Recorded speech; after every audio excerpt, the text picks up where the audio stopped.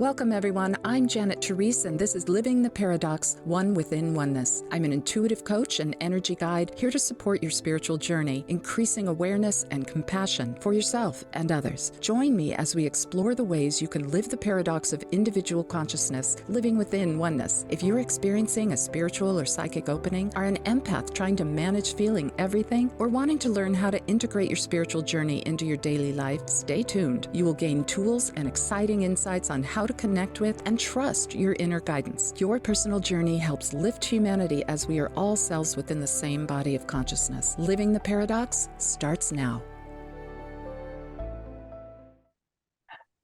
What a great show we have for all of you today. I'm Dr. Pat, and I have the honor, the privilege, the excitement of taking this journey with the one and only Janet Therese. Janet, look, this isn't a really important episode. 3 blocks to manifesting and how to overcome them. Yes. I can't wait. Let's get started, because I can't tell you how many calls or how many interactions in about the past month, let me say, where a number of things we're about to talk about, you could actually hear people saying and doing. And I think I did some of them too. Right. Oh, me too. I'm right in there with you. So yeah, sure. Let's jump right in. Yeah. First, let's talk about, why are we doing a show on this? Why are we doing an episode on this? And there are some very good reasons, because part of it too is, I don't think we know what we don't know. Right. Right. It's a big topic. It's a big topic, and there's a lot of disparate beliefs. And I think that when we want to wrap our head around how it actually works, we can trip ourselves up. We can get in our own way because we don't understand how it's supposed to happen fully. And if you look at ancient texts and things that were written just so long ago, I mean, it's actually quite simple. We just have to wrap our heads around it, right? We just have to start thinking of it differently and getting our bloated nothingness out of the way, as Emerson says, right? Yeah, totally. All right, let's start. We've identified 3. We're not saying these are the only ones, but we are saying that these float right to the top. So Yes, where do we want to start? Because I want folks that you're listening, please, if you have to go back and listen to this again, if you're watching, if you have to go back, but please jot a few things down. Go ahead, take us on the journey. Definitely. Okay, let's talk about the first one. The first block, I think one of the biggest blocks is spiritual bypass. I know that there's so many definitions now. It's such a broader definition than it used to be. But I want to talk about it within the context of manifesting. Okay, so there's a 2-part answer as far as how does spiritual bypass fit within the context of manifesting. So the first part is avoidance of feelings, either by suppressing them or running from them. And the second part is using spirituality as a mask. And I definitely want to get into that, because that's a big one. Let's go back to the first one, just that avoidance of feelings or suppressing feelings. People get really creative when they don't want to feel something, right? I mean, I know I do. When I get angry, I find that I want to clean something. And I mean really clean something. So I'll be like in some random corner of my house on the floor with the toothbrush. And then I know, that's how I know. Oh, I better, Janet needs to take a little look-see within to see what's going on, right? That's my favorite avoidance technique, but it keeps the house really clean. But still. I go to the movies. Do you go to the movies? That's it. Yeah. That's how I know, right? Yeah. I know. Now, I'm sure people have their own list. I wonder if you're listening to this, what's on your list? What do? You may not get the toothbrush out like we do, but I bet we do other things, don't we? Absolutely. Absolutely. There's avoidance with substances, getting high, even coffee. A little bit of coffee is great. It opens the crown chakra. You feel good. You feel open. But too much coffee or any kind of caffeine will, oh my gosh, it's like you're like a pebble skipping on the pond. You can't get grounded. And that's great for people who don't want to feel, because you can't drop into your second chakra. You can't drop into your heart. So, we get very, very creative. So, Yeah. So yeah, to listeners, check in with yourself. What are some of the techniques that you use to, anything but feel that thing, right? Now, the second aspect of spiritual bypass is that mask of positivity. This is a big one, especially regarding manifesting, because it will actually prevent your manifestation. It'll keep your vision from happening. And it's kind of like la la la la la la la. Yeah, Everything yeah. is fine. Everything's Yeah. just swell. And Yeah. Ram Dass used to call it phony holy, right? Yeah. And I think what happens is it comes from this fear of being negative because we're so afraid. We want to stay positive, only think of the positive. But what happens is it's the feeling that attracts your experience. It's the feeling frequency. So you can la la la all you want. And what you're going to manifest is the feeling that's happening underneath it. It's going to override everything. Yeah. And it creates this buildup, this pressure, which only strengthens the block to the thing that you want. It's like playing two radio stations at the same time. There is. And one of the things that you said, I want to point this out to people. There's a difference between what you just said and being positive centric or optimistic. Absolutely. Positive centricity and optimism, that's a whole nother show. But it's very different than what you just described, because it's not really what's going on, right? No, it's not what's going you lose on. somebody very close to you and you're like, it's all good. No, it's not. I'm sad. Yeah, exactly. And the thing is, people are smart and they feel those disparate energy frequencies. It doesn't feel authentic. And it gives this whole law of attraction business a really bad reputation. It can be really annoying to people. So what you can do instead is what? Acceptance. Acceptance is the key. You can't shift anything until and unless you accept what's going on in the moment. So acknowledge what is. And, you don't have to pile on. You don't have to keep adding to the story, keep ruminating on the issue, but just remind yourself that you're looking at thought forms from yesterday's thoughts. And that's the effect of yesterday's thoughts that you're addressing. And this helps kind of remove some of the power that we tend to give to these thought forms that are, dragging us down. But, to go into practicing self-awareness and self-inquiry is really helpful. For example, I could ask you, do you believe in an abundant universe? And you may say, oh, yes, I do. But your emotional body is saying, well, yes, for everyone else, maybe because I'm not worthy or, whatever. And that feels awful. So if you're expressing positivity while holding emotion around lack and unworthiness and sadness and depression, you're creating that resistance, that block, right? That pressure. So rather than go into spiritual bypass and avoid that feeling and pressure, just sit with it. Go within, feel that feeling without judgment, just acknowledge that it's there. And, is it coming from a much younger part of yourself? Maybe you picked up this belief from your environment growing up. Maybe it's not yours to begin with. Empaths, I'm talking to you. Sometimes we just pick up on what people are vibing around us and then we entrain to that and we think it's ours. And maybe it's not. There's a lot of group consciousness going on right now that people are picking up on. So there's generational karma. Remember, we're all cells in the same body of consciousness. So we're feeling all of it. So it's good to check in and just kind of acknowledge what's there. The good news is it'll clear just by allowing it space and loving awareness. They're just thought forms, and they'll ripple out of your energy body on their own, as long as you keep an open heart while you're doing this. Oh, there it is. Think of it as one of your children coming to you with this issue. You're not going to get upset with them for having an emotion. you're going to allow them to express it so they can just tootle on their way, right? Well, I want to ask you this. Hmm. There is a misunderstanding, and it leads to the second block. There's a misunderstanding that this needs to be hard, that it needs to take forever. But I don't hear you saying that. No, I'm so glad you brought that up. I had a teacher once. Oh, I loved her too. I love her. I still love her. She said that one of her mentors told her, sometimes you work on something and it heals in an instant.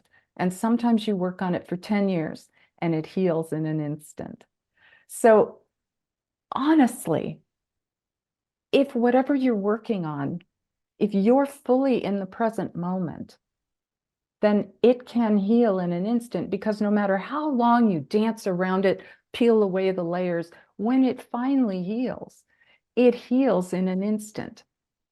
And the reason that it takes a long time for us is because we believe it has to. It just, we can't wrap our little brains around the idea that something can be gone just like that. And it's a thought form. They are all thought forms. We're looking at thought forms. The more you think a certain thought, the more energy you feed it with, the more it will show up in your physical environment of thought forms that we're looking at, right? And there are tools.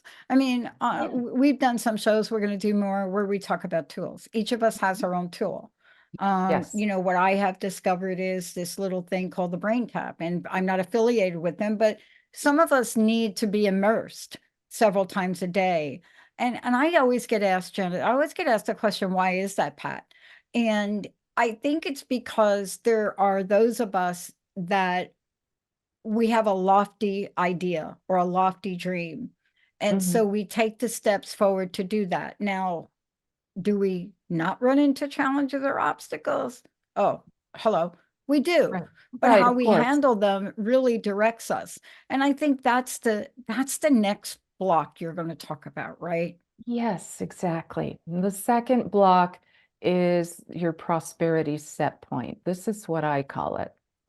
It's the whatever that you allow yourself to have, that you are comfortable having. Okay, where's your wall? And I'll give you an example. I work with a lot of coaches. And a lot of times they're thinking about raising their price, or maybe somebody's starting a new business and they're trying to figure out how to price their services.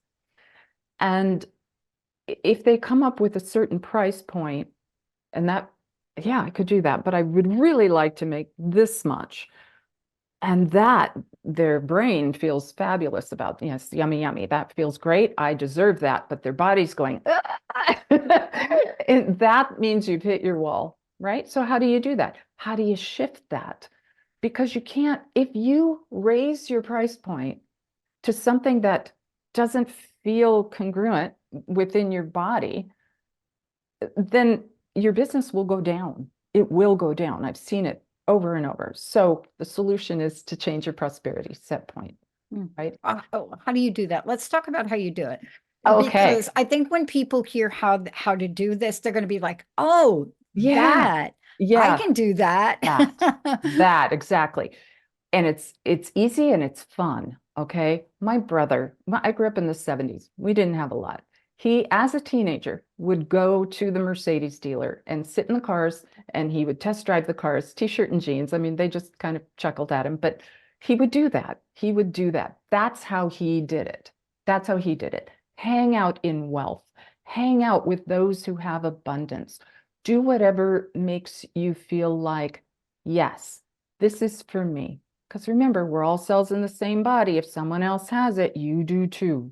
So it's not about, oh, they have it and I don't, right? So I want to address the listeners here. Notice if you felt some pushback in your body when I said to hang out in wealth. So super good opportunity for you to discover the beliefs that are holding you back. Was there a little bit of, I don't want to do that, and that feels kind of superficial? Whatever your beliefs are that come up for you, you'll notice them. Trust me. Write them down, reach out, let's connect for a session and get rid of it. Maybe take advantage of the giveaway I've got going for a free 20-minute session for this episode too. I just think money is so fraught, isn't it? It's Yeah. Yeah. people experience a lot of emotions around money, a lot of anger, resentment, or guilt for having it, guilt for not having it, guilt that other people don't, or whatever. But Yeah. Well, I think what's happening now, and let's talk about this for a minute, because I think we're starting to see a hole getting poked into the veil of fear around money. yeah, And what do I mean by that? You and I have talked about this before. It mhm, wasn't long ago. It really wasn't long ago. I would say, let's just say, even a year ago, we were very unsure. We weren't sure-footed. There were a lot of things that we questioned. Are we going to continue to go through what we just went through? There was a yeah, lot of that. And then yes, time went on last year and things started to shift a bit. Things started to change a bit. mhm, And mhm. yet still at the end of the year, people were question marking. Now, fast forward to where we are today, and you start to see people change. You see more businesses being started by women than you've seen before. You also see more business not being successful, but Right. some things are changing. Folks talk about a struggle. Are we in a struggle? What is happening when we use the word struggle? Where are we stuck? That's that place. That's that beliefs, hitting your wall, wanting this, feeling this, right? And I think the reason this happens, especially on a broader group consciousness level, is because the innovation isn't visible yet. Now we're starting to see the innovation and people are starting to feel Mhm. hopeful again, Yeah. right? For a while we felt very stuck. The pandemic was part of that too. Look at the innovation Hmm. that's come forward. People are living their lives differently too. They're working differently. Work life is very, very different. People are able to write their own how they want their life to look. Yeah. They can design their own life, how they want it to be. We're not being pigeonholed into work looks like this and life looks like this. And now we kind of have this more fluid way of doing things, and it's very creative. And and I think too, you could think of prosperity from that context. It's abundance of time with your family, abundance on all levels. And money's just energy. It's just energy. It's means freedom, time and capacity to live a joy-filled life, right? I think we place a lot of we take ourselves too seriously. We take it all so seriously. And then money turns into this thing that it's not. And it's really just a representation of something else, of Yeah. just energy flow, right? I love that you talk about and you ask us, how does it feel? Because I think this is the key. I relate to your brother because one of the things that I know you do things like this and I do it, but when you're working with the client, one of the things I love to do in this arena, I say to them, what is the most expensive car you desire to drive? Yeah, Boom. I don't know what they're going to say. They're going right, to say some car. And then I say, by the end of day tomorrow, I want you to go to a dealership within 100-mile radius and drive one. right, Now, right, doesn't that sound so simple? right, right. I It's know. So simple. And yet people resist doing it because they're Mhm. thinking within this limited Yeah. perspective. So all we have to do is just broaden that perspective. And that's all about raising your set point. Another way to raise your set point is with your imagination. Mm-hmm. Remember, the mind can't tell the difference between imagination and memory. Nope. So think about what you ate for breakfast this morning. Just all the listeners, close your eyes unless you're driving. Don't close your eyes. And think about what you had for breakfast and just see how that shows up in your mind. Now, shift to something that you've never done before. You're sitting on top of the Empire State Building, whatever, looking around. And notice that it has the same quality. there's no difference between something you've done a million times and something you've never done before. The mind doesn't know the difference.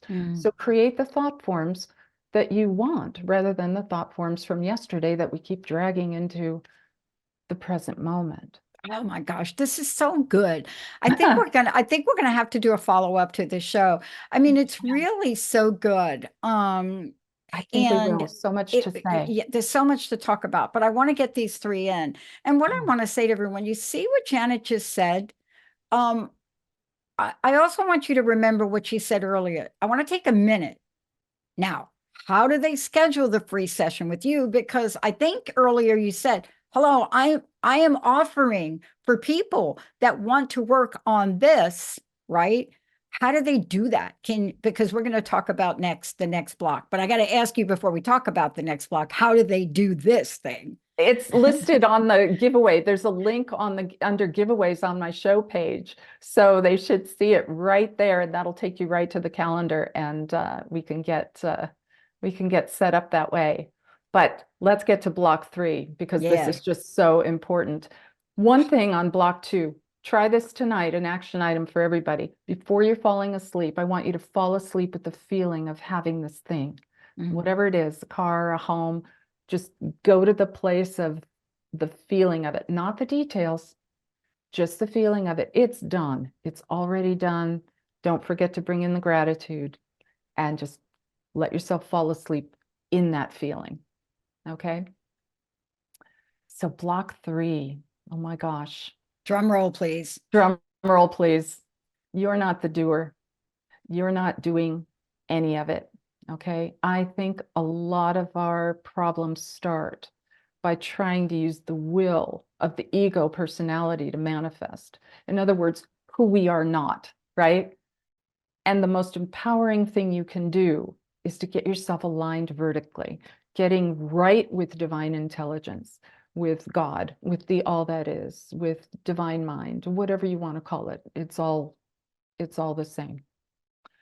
Bring yourself back to loving awareness, remembering this is who you really are, getting really grounded in that reality because that's your natural state of being.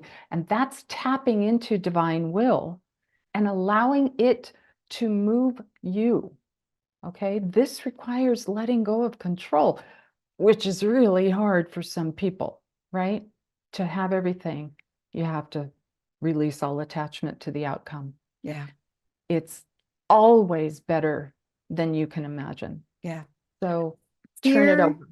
Turn it over. Fear is underneath this, and you have talked about this on previous shows. Okay. Fear is underneath this. And so, but what you're saying is we have a death grip on outcomes. Death grip. Hello. I know. Total death grip. Jumping out of a plane without a parachute because nobody really, or a lot of people, it took me a long time to get there myself, really believing that when you just let go, you're being held. Yeah. And you're carried the whole way. Yeah. Let's talk about this, but I want to talk about this in the context of the statement I'm about to make to you. Someone once asked me, and I'm not going to talk about the answer on this show, but someone once asked me not very long ago, Pat, what would you do if you lost everything in your business? What would you do? Now, I'm sharing that because these are the type of questions we ask ourselves. We may not articulate it. Right. Right. But this is what we're talking about. See, if we think we are the doer, then we are going to react to that question in a very different way than the way you're about to describe it. Exactly. If you've had it before, you can have it again. It's really as simple as that. If I've lost a lot, got it all back, lost it again, got it all back. It's how you deal with the experience. If you think you're the doer, it's going to be really difficult. It's going to be really difficult. So what can we leave people with on this? And also, especially around the doer part, you and I can do a whole show about the death grip, but what can we do? What can we leave people with? And certainly what I've learned is don't do it alone. So we need to remind them how to get a hold of you. Yeah, definitely. You could go to my website, janettherese.com. It's JANETTHERESE.com. I want to give you a little action item here. Practice turning it over. How many things can you stop trying to figure out with your personality? That's not your job. Your job is to stay aligned and stay open. Remember, the fastest way to change your mind is to recognize that you are not your mind. You're not your thoughts. You're not your emotions. You're conscious, creative, loving awareness. Your mind, thoughts, and emotions are the tools that divine mind uses for creative expression, right? And we're all the same. Everybody's wants are the same. We want joy, happiness, peace, love, rock and roll. So if you'd like to work more on conscious manifesting, please reach out. Yeah, we all want Pink Floyd back. I know. Yeah, no I know we kidding. do. Led Zeppelin, I'm good with Yeah. Okay, so everybody, y'all gonna have to Google that. that. For the youngins. I know. What's your personal message? Emily, got that? What's your personal message? What would you like to leave us with today? And thank you for this topic. It is exactly what my sense people really wanted to hear today. Oh, good, good, good. Oh, I could talk about this all day. One, I think we need to do another show on this because I think there's just a lot more we can talk about and drilling down on any one of these plus 100 other things. But I just want everybody to understand that you are the creativity. You are the creativity as divine mind moves through you. That's our job, to be creative. So allow it, just allow it. I already know the next show on this. It should be Let's Talk Prosperity Stories. Oh, let's do it. OMG. And I love that because people see us sitting here as if we just floated here. Right. But you see, our vision and mission is to help people no matter what the size of the pothole that you think you're in. And that's what you've done today is you've made everybody aware of block 1, block 2, block 3, and you can get past it. So I want to thank you for that. Please give out your website one more time. Yes, JanetTherese.com, JANETTHERESE.com. Awesome. Reach I want to out. thank, Let's chat. Go to the website. You're going to get this session. Please do it. Thank you all. Thank you, Emily. And remember this, you have the power within you to do this. We'll see you next time. I'm Janet Therese, and you've been listening to Living the Paradox, One Within Oneness on Transformation Talk Radio. We've been exploring ways you can live the paradox of individual consciousness, living within oneness. Tune in every fourth Wednesday at 11:30 a.m. Pacific Time for more tools and exciting insights on how to connect with and trust your inner guidance and how your personal journey helps lift humanity. For more information, visit JanetTherese.com. That's Janet Therese, THERESE.com.